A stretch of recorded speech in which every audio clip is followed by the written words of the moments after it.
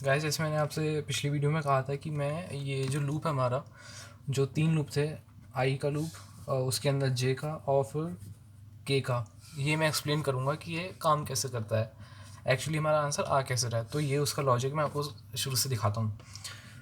For I in range N, if A I I is equal to 0.0 divide by zero detected, यानी कि हमारा जो सबसे पहला एलिमेंट है, जो मतलब जो सबसे पहला कोफिशिएंट है हमारे ऑगमेंटेड मैट्रिक्स में, अगर वो ज़ीरो होता है तो ये लूप नहीं चलेगा, डिवाइड बाय ज़ीरो डिटेक्टेड आ जाएगा। इसलिए मेक श्योर कि आप जो पहला एलिमेंट डाल रहे हैं वो ज़ीरो ना हो। ठीक है, अब ये वाली कंडीशन मान लीजिए ये होगी फॉल्स, हमारा पहला एलिमेंट 1 है। ठीक है, तो अब दूसरे लूप के अंदर एंटर करेगा for j in range N, if i is not equal to j. अब इसका मतलब ये हुआ कि जब आई ज़ीरो हो तो हमारा जे ज़ीरो नहीं होगा, जे स्किप होके 1 पे आ जाएगा। उसका रीज़न ये है क्योंकि इसका लॉजिक ही ऐसे काम करता है, इस वजह से हमारा ये आई इज़ नॉट इक्वल टू जे हमने यहाँ पे लिखना पड़ा है, क्योंकि इसी से ये हमारा आंसर आउटपुट आता है। एल्गोरिथम ही ऐसी है। अब दूसरी चीज़ है ratio. Ratio is equal to a j i upon a आई आई।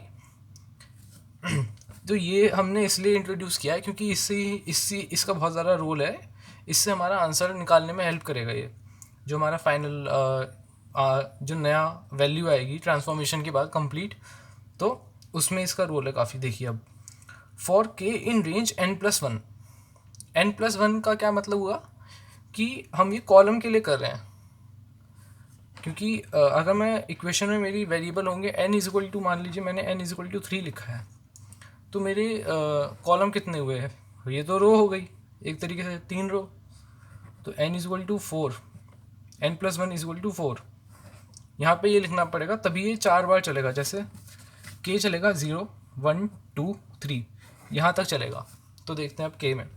अब k में हमने लिखा है ए जे के इज इक्वल टू ए जे के माइनस रेशियो इंटू ए आई के। ये है इसका रो ट्रांसफॉर्मेशन। अब इसको हम एक्शन में देखते हैं ये होता कैसे है। देखिए, सबसे पहला जो हमारी इक्वेशन है वो हमने ये लिया है। इक्वेशन ये है हमारी 1x plus 1y plus 1z is equal to 9। दूसरी equation 6x minus 1y plus 1z is equal to 13। 10x plus 1y minus 1z is equal to 19। ये हमारी इक्वेशन है। अब इस इक्वेशन को मैंने जब ऑगमेंटेड मैट्रिक्स में हमने जब एंटर की अपने वैल्यूज़, तो ये ऐसे छप के आया 1 1 9, ये ऐसे छप के आया। और ये जो आप सोचोगे 0 1 2 0 1 2 3 क्या लिखे हैं, ये इंडेक्सेस लिखे हैं मैंने, क्योंकि पाइथन के लिए जब भी कोई फॉर लूप चलाते हो ना आप, अगर आप ऐसे, जैसे ये वाला फॉर लूप है for I in range N, तो ये कहाँ से चलेगा? ये 0 से चलेगा 1 2, और ये कहाँ तक जाएगा? ये एन तक एन तक ही जाएगा। ठीक है, तो इसलिए ये इसके इंडेक्सेस हैं 0 1 2। ठीक है, अब आगे चलते हैं। सबसे पहला जो काम होगा हमारा वो ऐसे चलेगा, हम लूप के साथ ही चल रहे हैं। जब हमारा लूप स्टार्ट हुआ है तो वो 0 है, आई इज इक्वल टू 0। फिर आगे चले, हमारा जे 1 आ रहा है, तो मैंने जैसा आपको बताया था कि जो जे है वो आई के इक्वल नहीं होना चाहिए, इसलिए 0 स्किप करके वो 1 पे आ गया। I is equal to 0, j is equal to 1, k is equal to 0, क्योंकि के का स्टार्ट यहीं से हो रहा है एकदम नॉर्मल तरीके से। तो ये हो गया। अब हम लोग निकालेंगे रेशियो। अब रेशियो निकलेगा, रेशियो का फॉर्मूला हमें पता है ए जे आई अपॉन ए आई आई।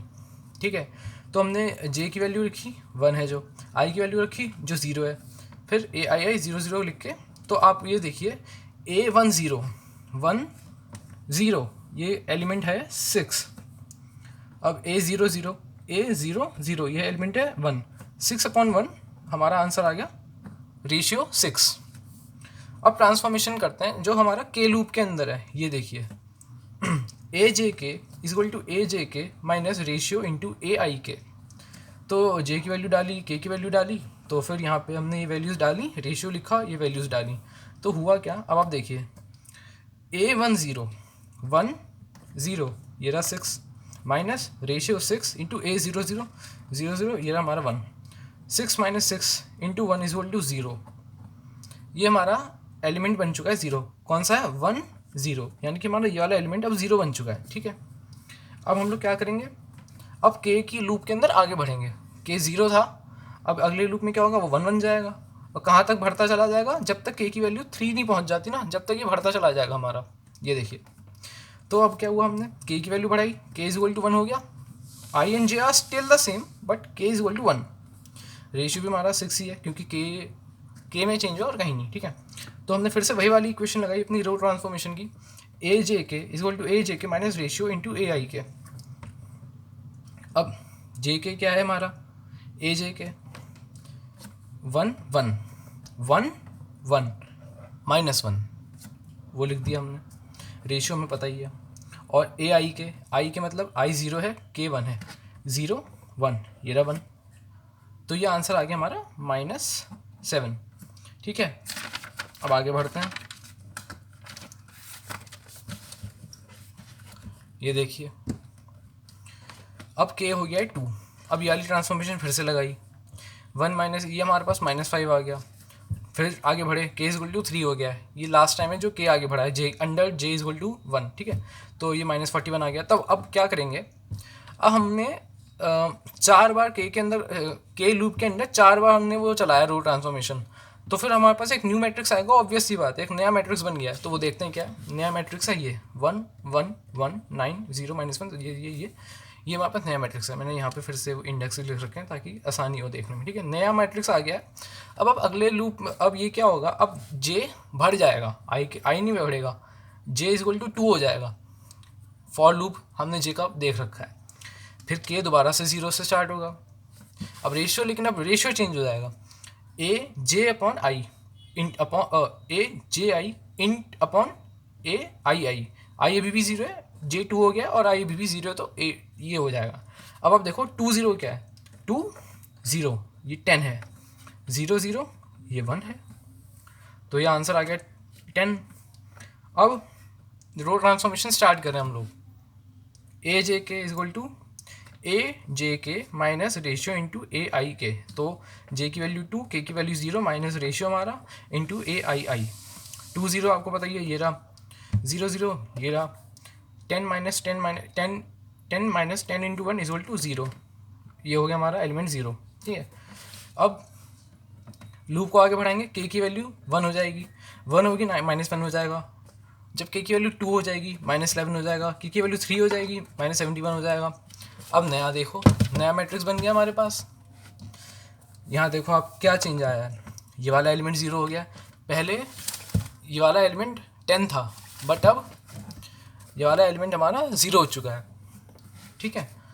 बाकी यहाँ पे देखिए -1 हो गया है, बस नीचे वाली रो में अभी चेंज आया, हाँ नीचे वाली रो में चेंज आया है, ऊपर वाला सब कुछ वैसा का वैसा ही है।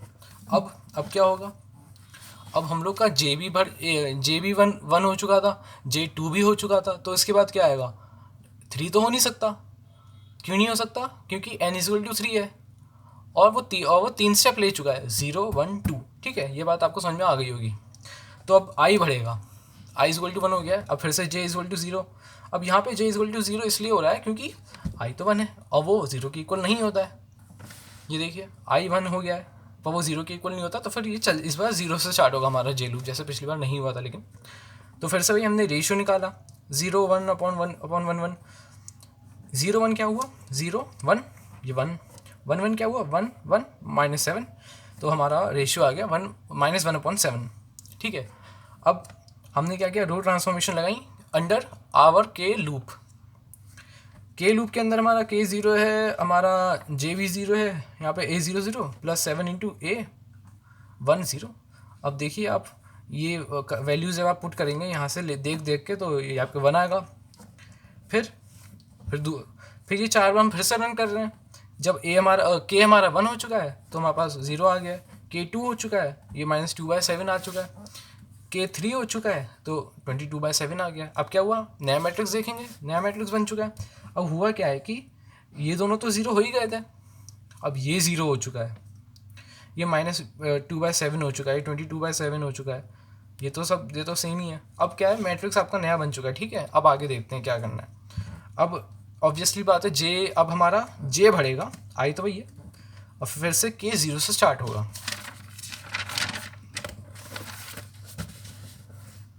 ये देखो वही 4 बार रो ट्रांसफॉर्मेशन लगाएंगे अंडर आवर के लूप। वैल्यू डाली 0 आया, वैल्यू डाली 0 आया, वैल्यूज़ डाली -32/7 आया, वैल्यू डाली हमारा क्या आया -128/7। अब क्या हुआ, फिर से नया मैट्रिक्स मिल गया हमें तीसरी बार। अब ये 0 हो गया है, ये 0 हो गया है, ये तो शायद पहले भी 0 हो गया, हाँ ये तो 0 हो ही गया था हमारा। अब हमारा ये एलिमेंट भी 0 हो चुका है, ये देखिए।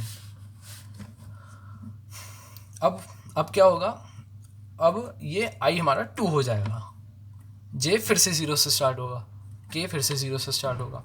फिर हमने रो ट्रांसफॉर्मेशन लगाई अंडर आवर के लूप, 1 आया हमारे पास सबसे पहला।